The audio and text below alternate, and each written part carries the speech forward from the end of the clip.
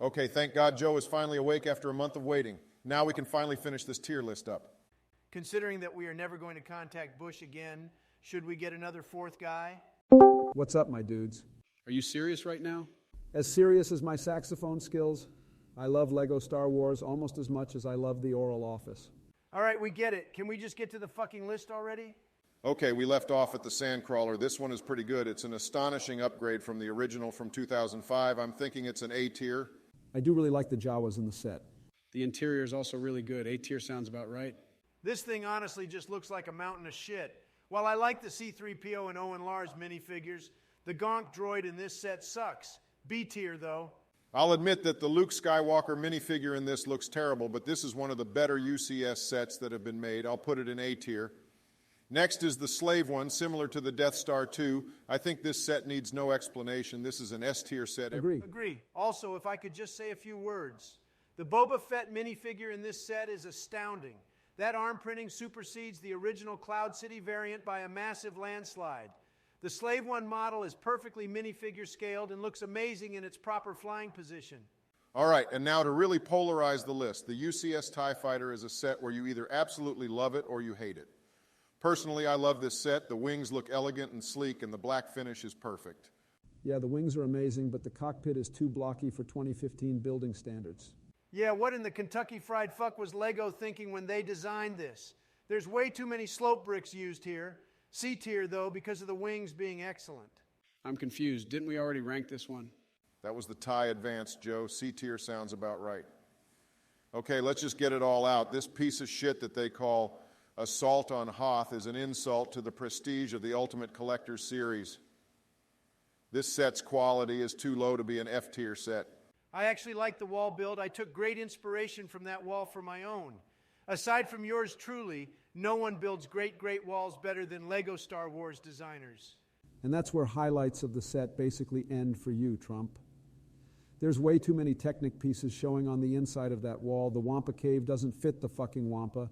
And don't even get me started on that stupid piece of shit Tauntaun feeding area. Trump is just a huge contrarian who likes the horrible sets like the N1 and this piece of shit. There is nothing redeeming about this set whatsoever. Literally none of the minifigures in this set are good. And there are so many cheaper Hoth playsets that you could buy en masse and still have it be cheaper and a better value in terms of content and quality than this garbage. Yeah, there's a missing shield generator, no Princess Leia, and too many stud shooters and other kiddie shit. Also, don't even get me started on that stupid fucking watchtower that was only added because the designers thought it looked cool. How does an F tier sound? Let's just get on with it, Barack. This next one should be extremely quick. The 2016 Death Star is literally just the 2008 Death Star with updated minifigures. Sure, it introduced the new Han Solo hairpiece, but that alone does not validate the $100 upcharge. F tier for how fucking lazy it is. Second edition Snowspeeder is next. I think this is a pretty good improvement compared to the first one. I'm thinking it's a solid B tier.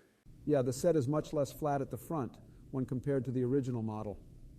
Also, the windscreen is much more detailed and accurate when compared to the older one. I'm liking the arm printing on the minifigures and the upgraded Zev Sineska. B tier sounds about right. I want to talk about the Ewoks again. Shut the fuck up, Joe, you dementia-ridden ass. Moving on to the second edition Millennium Falcon. Pretty beautiful, all things considered. It has the interior that the original was missing and a proper cockpit design. Easily one of the greatest Lego sets ever made. This has to be an S tier, no questions asked. I love how it includes both the original and sequel trilogy versions of the Falcon with the swappable radar dishes. Also, the Porgs and Minok are some of the best creatures ever made. With that being said, this set is super overhyped. It's a warranted update to the 2007 model, but this is just super boring to build, and it doesn't even come with a display stand. Ooh, I always loved the little Porgs. So aside from Clinton, can we all agree that this set is an S tier? Yes. Okay, moving on to the second edition Y-Wing.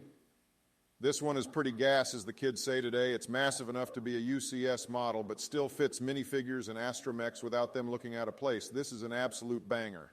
The most B-tier set on the list easily. The R2BHD is also a nice inclusion. I got nothing really to add. I want to talk about the Porgs again.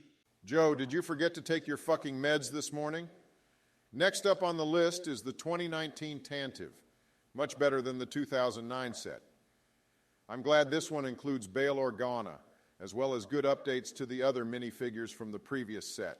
Yeah, I'd say it's a solid A tier. The thrusters are far more accurate compared to the previous two versions. Also, the set's interior is also much better.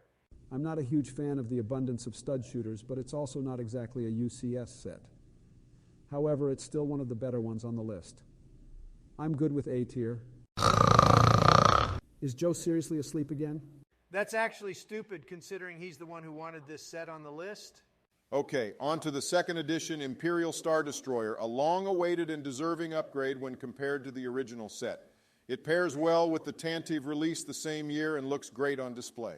Now this is a fucking Star Destroyer, not some magnet-ridden shit that sags more than Crooked Hillary does.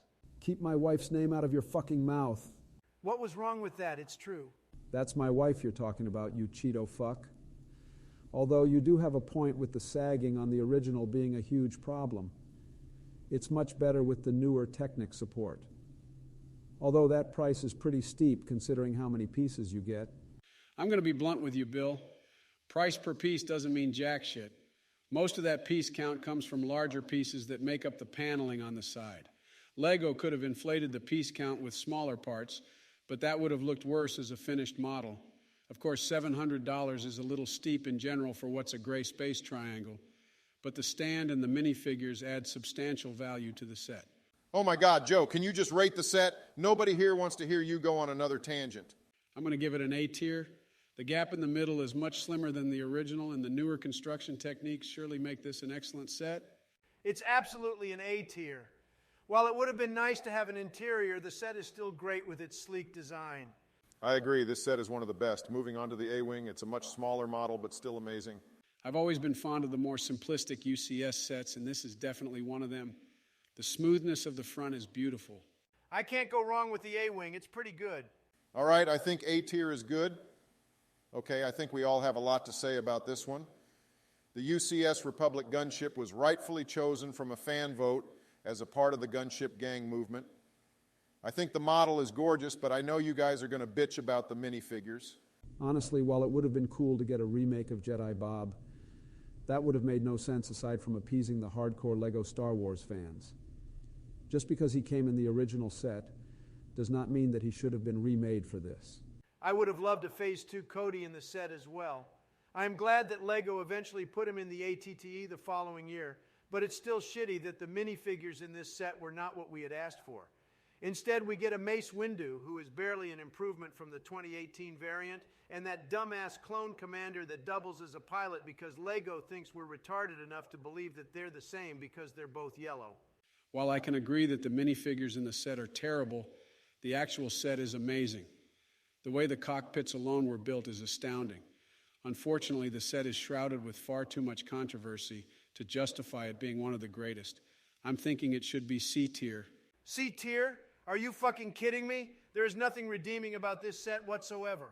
I think that's a little ludicrous to say, Donald, but the set does have some pretty apparent flaws in terms of the press around it. C tier seems about right. On to the UCS at. This model is simply gorgeous.